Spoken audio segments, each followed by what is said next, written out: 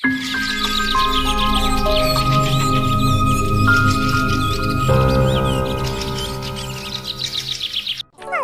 पता चला हमारे जंगल में एक बड़ी चील आ गई है। हाँ, मुझे कबूतर ने बताया है। वो चील बहुत बड़ी है और बहुत खतरनाक भी। कालू, क्यों ना हम उस चील से अपने संबंध बना ले। ऐसे हमें उस चील से कोई डर न होगा और ऐसे दूसरे छोटे पक्षी भी हमसे डरेंगे। हाँ गौरी, हम ऐसा ही करते हैं। फिर गौरी और कालू उस बुढ़ी चील से मिलने जाते हैं। रास्ते में जाते जाते कालू कौवा चाचा कबूतर की मिठाई की दुकान पर रुकता है। चाचा कबूतर, 1 किलो स्वादिष्ट रसगुल्ले डाल दें। कबूतर जी, रसगुल्ले अच्छे डालना। मैं अपनी सहेली चील से मिलने जा रही हूँ। क्या वो चील आपके जाने वाली है? हाँ, वो चील मेरी पुरानी सहेली है। बहुत प्यार करती है वो मुझसे। फिर कौवा और कौवी चाचा कबूतर से रसगुल्ले लेकर वहाँ से चले जाते हैं। वाह वाह, जैसा सुना था उससे कहीं बढ़कर सुंदर है मेरी चील सहेली। अरे कौन हो तुम? मैं तुम्हें नहीं जानती। इसीलिए तो हम आए हैं। चील दीदी, मेरा नाम कालू कौवा है और ये मेरी पत्नी गौरी कौवी है। हम आपसे अपने संबंध बनाने आए हैं ताकि दूसरे सब पक्षी हमसे डरें। अब समझी मैं वो। फिर मैंने भी तुम्हें अपनी सहेली मान लिया। मेरी चील सहेली, मैं ये स्वादिष्ट रसगुल्ले लाई हूँ आपके लिए। खाकर देखें कैसे हैं। बुढ़ी चील तो कल से भूखी थी, वो जल्दी से रसगुल्ले खाने लगती है। ये सारे रसगुल्ले आपके लिए हैं। अब हम चलते हैं। सहेली, अगर कोई काम हो तो मुझे जरूर बताना। फिर गौरी और कालू वहाँ से चले जाते हैं। दूसरे दिन गौरी कौवी चिड़िया से कहती है, चिड़िया, मैं तो भोजन लेने पहाड़ों पर जा रही हूँ। क्या तुम जाओगी मेरे साथ? ना, वहाँ तो बड़ी खतरनाक चीज रहती है। मैं नहीं जाऊँगी वहाँ। मेरी सहेली है वो। मैं तो अपनी सहेली से मिलने जा रही हूँ। गौरी वहाँ बैठी हुई थी कि छमछम चाचा वहाँ आता है। गौरी, मैं पहाड़ों से गुजर रहा था कि चील ने तुम्हारे लिए संदेश दिया है। लो सुन लो चिड़िया, मेरी सहेली ने संदेश भेजा है मेरे लिए। चील ने कहा है कि गौरी से कहना मेरे लिए खिचड़ी बना कर लाए। ऐसा कहते हुए छमछम वहाँ से चला जाता है। चिड़िया, अब मैं जाती हूँ। मुझे अपनी सहेली के लिए खिचड़ी लेकर जानी है। फिर गौरी वहाँ से चली जाती है। गौरी, खिचड़ी कहाँ से बनाओगी? घर में ना तो चावल है और ना ही दाल। उस दिन जो पैसे मेरे साथ थे उनसे तो मैं चील के लिए रसगुल्ले ले गया था। कुछ करो कालू, नई सहेली बनाया है मैंने उसे। क्या सोचेगी वो?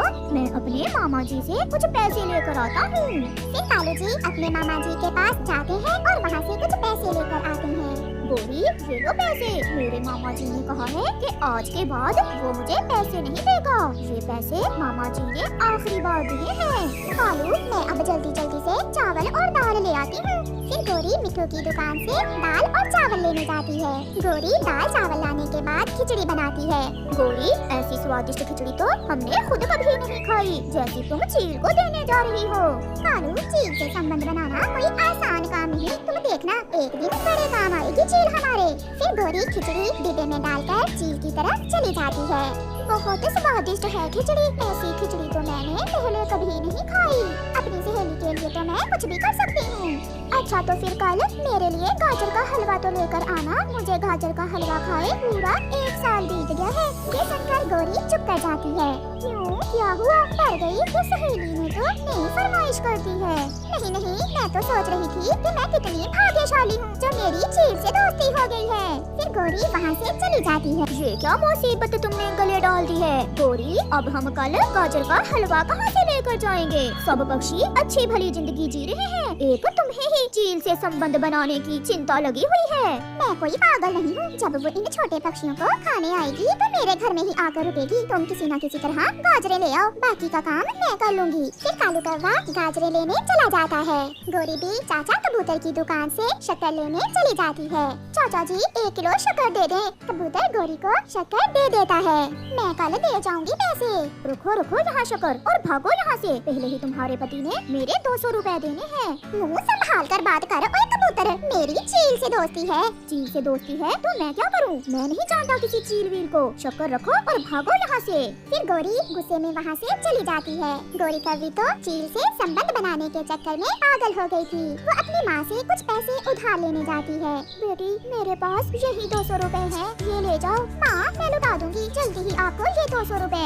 फिर गौरी वो पैसे लेकर कबूतर के पास जाती है। ये लो पैसे और अब चुप करके मुझे शक्कर दे दो। पहले ही तुमने मुझे बहुत गुस्सा दिलाया है। लो, ये लो शक्कर। अब तैयार रहना मेरी सहेली से पिटने के लिए। जो करना है कर लो, मैं नहीं डरता किसी से। फिर गोरी वहाँ से चली जाती है। कालू भी गाजरें किसान के खेत से चुरा लाया था। गोरी गाजर का हलवा बना लेती है। गोरी थोड़ा सा मुझे भी दे दो गाजर का हलवा। ना कालू ना, ये हलवा चील सहेली ही खाएगी। आज तो मेरी सहेली मेरे काम आएगी। मैंने आज अपनी सहेली से कहकर गंदी आंखों वाले कबूतर की पिटाई करवानी है। फिर गोरी गाजर का हलवा डिब्बे में डालती है और वो दोनों पति पत्नी चील की तरफ चले जाते हैं। चील सहेली देखें देखें, मैंने गाजर के हलवे में बादाम भी डाले हैं। मैं देख रही हूँ, थोड़ा मेरे पास कर दो, मुझसे हिला नहीं जाता। फिर गोरी गाजर का हलवा चील को दे देती है, जिसे चील मजे मजे से खा लेती है। कालू और गोरी बैठे देख रहे थे। कालू के मुंह में तो हलवा देखकर पानी आ रहा था। ये हलवा तो सच में बहुत स्वादिष्ट था। सहेली, अब एक काम पड़ गया है मुझे आपसे। अब पता चलेगा पक्षियों को कि मेरे संबंध भी चील से है। बताओ बताओ क्या काम है गोरी? सहेली, एक कबूतर है मेरे जंगल में, दुकान वाला चाचा कबूतर। उसने बड़ी बातें सुनाई है मुझे, उसकी पिटाई करनी है। क्या कबूतर की पिटाई? मगर तुम्हें उसे यहाँ मेरे पास लाना होगा। क्यों चील सहेली, आप उसे वहाँ जाकर सब पक्षियों के सामने मारे। मैं वहाँ कैसे जा सकती हूँ कभी? मैं तो बहुत बूढ़ी हूँ और मैं तो उड़ भी नहीं सकती। ये सुनकर गोरी और कालू एक दूसरे के मुंह की तरफ देखने लग जाते हैं। क्या? हाँ, मेरे शरीर में इतनी ताकत नहीं कि मैं उड़ सकूं। चल गोरी, अपने जंगल जाकर किसी अपने जैसे से संबंध बनाए जो खुशी गमी में हमारे काम भी आए। बुड्ढी चील कहीं की, इतने दिनों से पेट भरे जा रही हो, अब बता रही हो कि मैं बुड्ढी हूँ। ऐसा कहते हुए गोरी और कालू वहाँ से चले जाते हैं। चील पीछे से आवाज देती है, सहेली, कल मेरे लिए बिरयानी तो लेते आना। मगर गोरी पीछे मुड़कर देखती, न जाने क्यों आज मेरा मन बहुत कर रहा है। मेरा क्या है मेरी जान, मैंने तो अपनी जिंदगी गुजार ली। मेरी बस यही इच्छा थी कि मेरे जीते जी तुम अपने घर की हो जाती।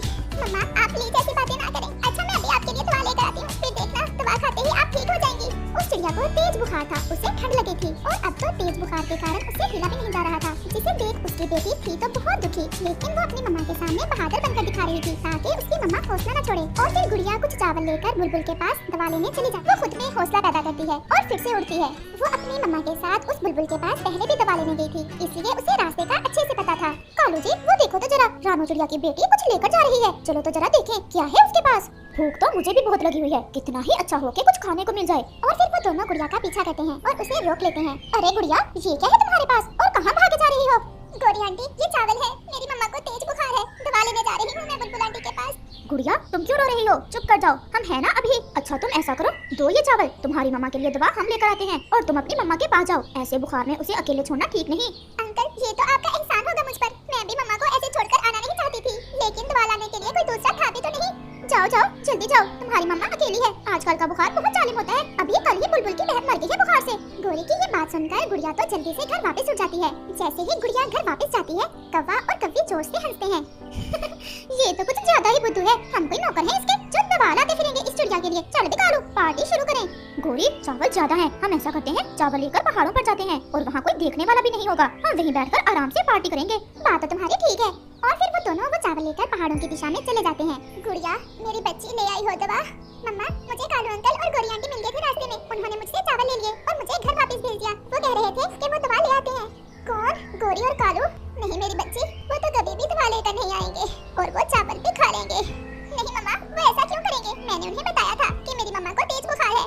तुम भी बहुत भोली हो गुड़िया। गुड़िया का मन भी डर रहा था, ये तो उसने सोचा ही न था कि वो कव्वे ऐसा भी कर सकते हैं।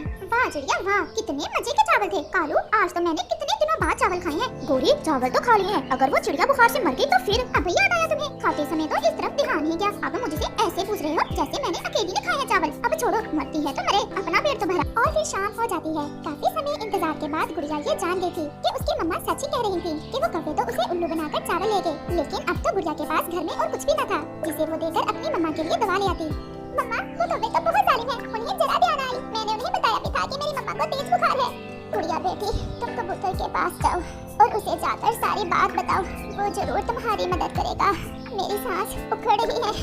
मम्मा, मैं अभी जाती हूँ, बस आप हौसला रखें और मैं अभी दवा का कुछ न कुछ करती हूँ। और फिर गुड़िया वहाँ से कबूतर की तरफ चली जाती है। तुम अभी छोटी हो, तुम्हें अच्छे से नहीं पता कि ये गोरी और कालू कितने बड़े शैतान हैं। हमारी तो जिंदगी गुजरी है उनके साथ, हम तो उन्हें अच्छे से जानते हैं। लेकिन अंकल, मम्मा को बुखार बहुत तेज है, अगर मम्मा को दवा ना दी तो कुछ भी हो सकता है। गुड़िया, दवा के बदले देने को तो मेरे पास भी कुछ नहीं है, लेकिन हम जाते हैं बुलबुल के पास। वो भी तुम्हारी मम्मा की तरह दयालु है, वो हमें दवा जरूर देगी। अंकल जल्दी करें। और फिर कबूतर और गुड़िया बुलबुल की तरफ बुखार दूर करने वाले फूलों का रस लेने चले जाते हैं। बुलबुल बहन, हमें पता है कि आप बहुत मेहनत से दवा तैयार करती हो। एक दवा बनाने के लिए न जाने आपको कितने फूलों का रस निकालना पड़ता है। ऐसा ही है कबूतर भैया, सारा दिन इसी काम में गुजर जाता है। बुलबुल बहन, गुड़िया अपनी मम्मा के लिए दवा लेने आ रही थी। इसके पास चावल थे, लेकिन वो काले कौवे मिल गए इसे रास्ते में और उन्होंने इस मासूम से वो चावल हथिया लिए। बुलबुल आंटी, आप मेरी मम्मा के लिए दवा दे दे, मैं कीमत आपको बाद में चुका दूंगी। प्लीज मेरी मम्मा को बचा ले। गुड़िया ऐसे रो रही थी। गुड़िया चुप कर जाओ, मुझे उन कौवों का अच्छे से पता है। मैं भी देख रही हूँ कि कब वो बीमार हो और कब मेरे पास आए, फिर देखूंगी मैं उन्हें। आप ये दवा ले जाएं और अपनी मम्मा को दें, कीमत भी रहने देना। तुम्हारी मम्मा मेरी भी अच्छी दोस्त है। ये सुनकर गुड़िया बहुत खुश हो जाती है। बुलबुल बहन, आपका बहुत बहुत धन्यवाद। और फिर कबूतर और गुड़िया वो दवा लेकर वापस हो लेते हैं। घर पहुंचकर गुड़िया 2 कतरे उस दवा के अपनी मम्मा के मुंह में डालती है। कबूतर भी गुड़िया के साथ ही आ जाता है। रानो, तुम तो बहुत बहादुर हो, फिर कैसे हिम्मत हारे बैठी हो? थोड़ा हौसला करो, सब ठीक हो जाएगा। अभी तो हमने अपनी गुड़िया की शादी भी करना है। बस गुड़िया का सोचकर ही तो मैं ज्यादा डर जाती हूँ। देखा नहीं आज कैसे चालाकों ने मेरी मासूम बेटी से चावल हथिया लिए। रानो, ये तो अभी छोटी है, तुम भूल गई वो बात जब हम सबने मिलकर खिचड़ी बनाई थी और फिर कालू वो सारी की सारी ही खा गया था। कबूतर की ये बात सुनकर रानो चिड़िया हंसने लग जाती है। ये देखकर तो गुड़िया की जान में जान आ जाती है। मेरी मम्मा, मेरी सुंदर मम्मा, मम्मा आप ऐसे ही हंसते रहा करें। पता है मम्मा, मैं भी बहुत डर गई थी, लेकिन मैं आपके सामने रो नहीं रही थी। अब मैं चलता हूँ, रात होने ही वाली है। अंकल प्लीज, आज आप हमारे घर में ही रह लें। कबूतर भैया, गुड़िया ठीक ही कह रही है, आज आप इधर ही रुक जाएं। मैं भी अब बेहतर महसूस कर रही हूँ।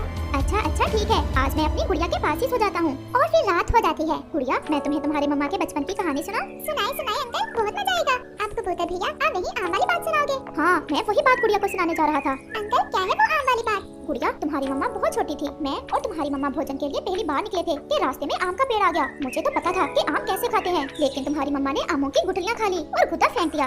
ये सुनकर तो गुड़िया की हंसी भी नहीं रुक रही थी। वो सब बहुत खुश थे। मेरी मम्मा अब ठीक है ना आप? हाँ मेरी जान, मैं अब ठीक हूँ। वो ऐसे बातें कर ही रहे थे कि उन्हें कोई आवाज सुनाई देती है। हाय मेरा पेट, हाय मेरा पेट, मुझे बचा लो कालू, मेरा पेट फटता जा रहा है। हाय कालू, मैं मर जाऊंगी। चिड़िया जरा सुनो तो, ये तो गोरी की आवाज है। उसके पेट को क्या हो गया? जरा चलो तो गुड़िया, देखें तो सही क्या हुआ गोरी के पेट को। रहने दे कबूतर भैया, रात हो गई है, छोड़े दफा करें गोरी को।